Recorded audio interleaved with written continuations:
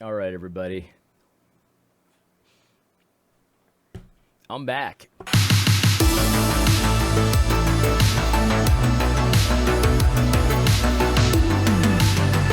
Yes, yes, yes. It has been a little bit of a hiatus, and I've just been working. That's really the only answer I have. The last couple of months have been pretty busy, which is great for me because the first few months of the year were a complete nightmare from a business perspective.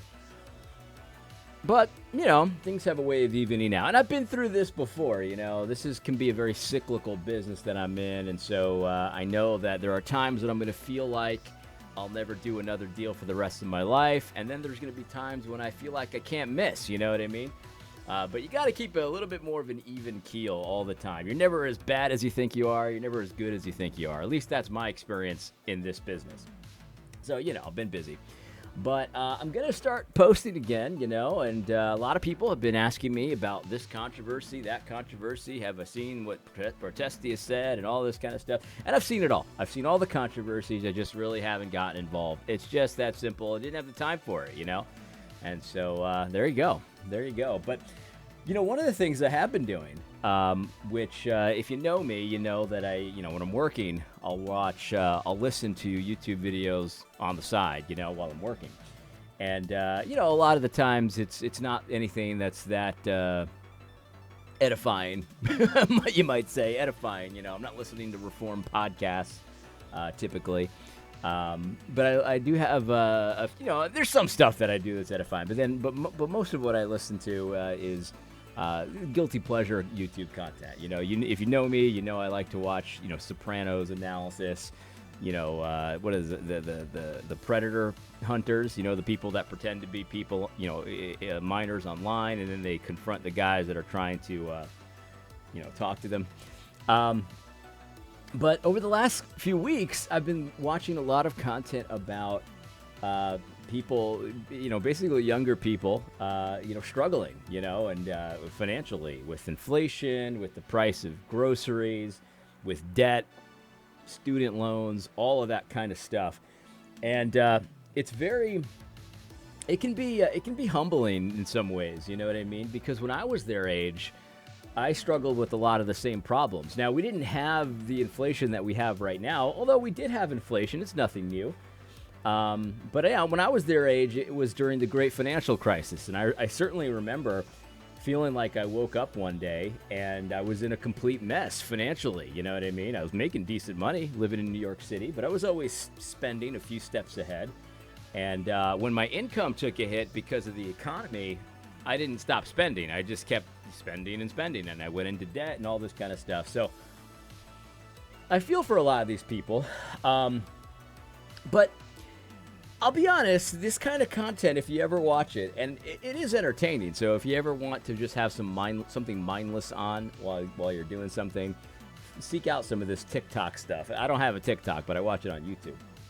But there's really two camps here. There's two camps of all this. One camp that I have a lot of sympathy for. You know what I mean? I feel their pain, and you could tell that they're trying so hard. And it's just, we're in a really tough situation. I mean, it's just the facts, I know the boomers out there, would like to tell you that, just work harder, blah, blah, blah, which is actually not wrong. I mean, you should work harder. You just kind of have to sometimes. I don't care if you feel like you should have to get a second job. If you need to get a second job, you just need to. You just got to do it. You got to do what you got to do, even if it feels unfair. Even if there's so many things that the politicians have done and this group has done and that group has done. It doesn't matter. Like, it doesn't do any good complaining about it. You still have to figure out the situation that you're in. So, you might hate Dave Ramsey for being dismissive about your millennial problems or your Zoomer problems. Fine, hate him all you want, but he's not wrong. You do got to do things a little differently. So there's some people that, you could tell that, though, that the circumstances are really weighing on them, and you have sympathy for them. And then there's another camp of people that have this completely entitled mindset where they're like, I am not willing to forego vacation this year to get out of debt. I am not willing to eat rice and beans in order to dig myself out of this hole. I'm just not willing to do it. Oh, and by the way, please pay me, help me out here because I can't afford my housekeeper. You know what I mean? And those people I have no sympathy for. They're not learning any lessons. And sure, they're still in a tight spot. And in some ways, I can have sympathy for them in that way. But at the same time, like, okay, now it's time to put on your big boy pants and actually get to work, right? You need to cut expenses. You need to raise your income. You need to, get out of this hole that you've dug yourself into. And it's not a strategy. It's not a plan to be like, oh, well, my kids will pay for me in retirement. No, you've got to actually handle that for yourself. Listen, there's really two camps. And I do think that especially people with the student loans, right? That's the one where I have so much sympathy because I know full well the way that we were sold those loans. I know because I was sold them too, and I paid them off, whatever. I paid my wife's as well. So I know. I mean, I know we got scammed. You know what I mean? It's as simple as that. We got scammed. We thought it was going to be a certain way that it wasn't. And part of that was our ignorance, but part of that was because we were maliciously lied to by lots of people. That's true. It's a complete scam. It shouldn't be allowed. And so there's two sides of this, of course. There's always two sides of it. But then there's also the entitled people that had the student loans that I have no sympathy for whatsoever. You know what I mean? And you can always tell the difference usually when these videos are playing, who's who kind of thing. But what I wanted to do is I wanted to encourage you, right? Because I just have to say, like, our problems, they might be worse than they've been in a long time. But you need to understand that they're not brand new. There's nothing new under the sun. And you can not only survive it, but you can come out on the other side and you can be thriving. It's simple as that. I was in a total financial mess not that long ago. It was before I had kids. It was before I met my wife, but it was right around that time. I mean, even when I met my wife, they were still digging out of some of that stuff. But it can be done. And there's going to be, lifestyle changes that have to come into play. There's got to be a change in your habits that has to come into play. And look, if it helps you to complain about what other people have done to you, just so you can feel like you understand the circumstances you're in, fine. I don't think it's all that helpful, but if it makes you feel like you have a little bit more control over your situation, to know exactly how you were lied to, exactly how you were scammed, and who did it, and who was involved, and all that kind of stuff. And then, but then you get to work. You know what I mean? It's, okay, this is the situation I'm in. I can't count on any of this changing, even if I want it to. I've got to make changes given the circumstances I'm in. If that helps you, then go for it. Complain all you want. I don't really think it's all that helpful. I think it's helpful to know your situation and to know how people used to lie to you so you can't get lied to again. The most depressing ones are the ones that realize their student loans were a scam. And then they're like, well, I'm just going to go back to school and get my master's because you need a master's now to get a job. And it's like, you didn't learn anything. You're falling for the same lie. This is the thing too, and there's a comedian who used to really put a fine point on this, but he often talked about how the temptation, the tempter, Satan, he can't make you do something. Like, you have to want to do it. You have to want it. In fact, it's not enough for Satan to do something to you. He has to make you want it. You know what I mean? That's the thing. And so you got to know that these liars are everywhere out there, and they're always baiting the hook with exactly what they think you want. And a lot of times they're right. And so you got to keep that in mind. I really, really want this job. Oh, I got this nice job. All you got to do is bite on this loan and all of this. So listen. I think that you just need to make sure that whatever you're doing, you're not letting what you know to be true about the world actually stop you, make you want what the world is selling. Let me play a clip for you. It is Andrew Tate, which I've never listened to Andrew Tate before. And before this clip, I didn't even know what his voice sounded like. Now I do. And I gotta say, his set looks a lot different than I thought it would. He's got like a Star Trek or Star Wars type set. I don't know. I didn't expect it to look like this. But just a warning that he there's bad language here.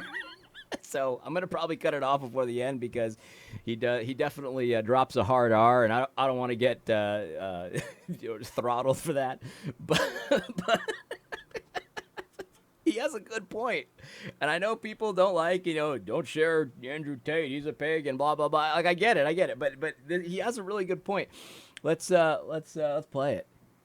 And you can sit here and you can blame the system, blame the banks, blame the Jews. Yeah. Which Jew came to your house and stopped you going to the gym? Because you got skinny ass arms. You look like a bitch to me. So which Jew stopped you going to the gym? Yeah, the Jews control the media, and the media make the women not listen. They make the women not listen to you. Listen to me. You know why? I missed the curse word. Anyway, that's a good point. He's got a great point. You know what I mean? Listen, which it's oh man, maybe I just feel like I'm not getting enough attention lately, so I got to drop something about the Jews, But he's right. He's absolutely right. The media, whatever they incentivize certain things. You know what I mean? They incentivize laziness. They incentivize, being sort of a beta male type person. They try to make that look glamorous and exciting, and the women fall for those guys and all that stuff. It's not the case in reality. You know what I mean? It's not the case. But here's the thing. If you're not doing anything about it, right? Like, let's say the thing about going to the gym, right? If you're actually not going to the gym, like, you understand the media is working on you. You know what I mean? Like, the lie is working on you. They baited the hook with what they thought you want. You want attention from women? Well, you got to be more in touch with your feelings. You know what I mean? And it worked on you if you didn't go. But that's your fault. You see what I'm saying? That's your fault. Everyone falls for lies every now and then, but now you claim you know so much, right? Well, if you know so much, why don't you go take care of business, right? It's as simple as that. You got to be honest with your situation, and that's where people like Dave Ramsey, they sometimes feel dismissive and of the real problems that we're facing. Like, look, buying a house today is way harder than buying a house in olden times. That's a reality. Like, we shouldn't be dismissive of that. But just because someone is dismissive of that doesn't mean you can't buy a house. Doesn't mean you don't need to get to work in order to do it. Maybe it's going to cost you, more time, your second job, whatever. Maybe it's going to cost you a change in your lifestyle. Maybe it's going to cause you a change in your expectations. This is what I see a lot of too, the expectations. You know what I mean? Well, I got a 6-person family, so I need to have a certain amount of square footage. And it's like, you hear what they're looking for, and it's like, well, you really don't. You really actually don't need all that, And sure, it'd be great to have it, but you don't really need all of that. So there's going to be some changes required, and maybe we shouldn't be in that position, right? Maybe we can pinpoint certain policy decisions like immigration or whatever it is, certain policy decisions that if we change, it would be different. That's great. That's all good, and we should go for changing those. But here's the thing, though. Right now, you can't count on that. And so you've got to do what you've got to do in order to make what you want to happen. You know what I mean? And listen, you should be doing this with a lot of faith in Christ. I challenge you right now, if you're struggling financially with even something simple like the price of groceries, right? And you're living paycheck to paycheck and you're in debt and all this kind of stuff, like, you should move forward and with full faith and confidence. Think back about times in your life where you've been struggling with anything. It doesn't have to be the same thing, but it's helpful if it's the same thing. And look at the times how God took care of you and brought you through and all this kind of stuff. That's helpful. That's one of the reasons we read the Old Testament, because we see how God treated his people and took care of his people over time, right? And it's the same. We have the same God. He's the same person, and he is the same. He acts the same towards his people. He has the same covenant faithfulness towards his people. He still loves his people in the same way. And so when you're taking these actions, it's like, man, I really wish that I didn't have to eat beans and rice for dinner so often. I wish I had, steak for my family, but I can't afford it. Like, okay, you're doing it, but you're doing it with a goal in mind, with full faith that God's going to take care of you. He's going to provide for you the things that you actually need. You should be encouraged, man, because this kind of stuff can change quicker than you think it can. You know, people put these debt payment plans, and it's like, man, it'll take 10 years for me to get out of debt if I sacrifice, X amount, this and that. And they put all their plans together and stuff like that. How often have you heard of a scenario like that where somebody plans, it's like, man, I'm going to have to like suffer for like 5-10 years to get out of debt, and they pay it off faster.